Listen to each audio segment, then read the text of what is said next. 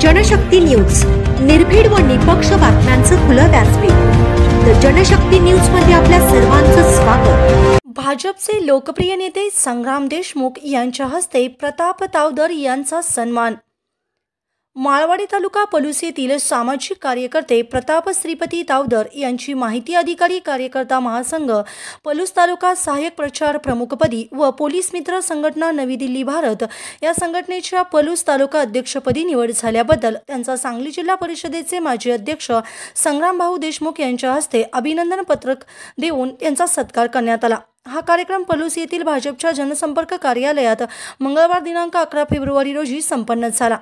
यावेळी भारतीय जनता पार्टीचे पलूस तालुका अध्यक्ष मिलिंद भैया पाटील, रोहित नाना पाटील, राजाराम बापू पाटील, विजय काका पाटील, श्रेनिक पाटील, अकाराम भाऊ पाटील, दत्ता उदळे, संजय गोंदिल, पिंटू मोरे, दीपक मोहिते, माणिक ठोंबरे, मानसिंग जाधव, उमेश तात्या लाड, गणपती सावंत यांच्यासह भाजपचे इतर पदाधिकारी व कार्यकर्ते मोठ्या संख्येने उपस्थित होते।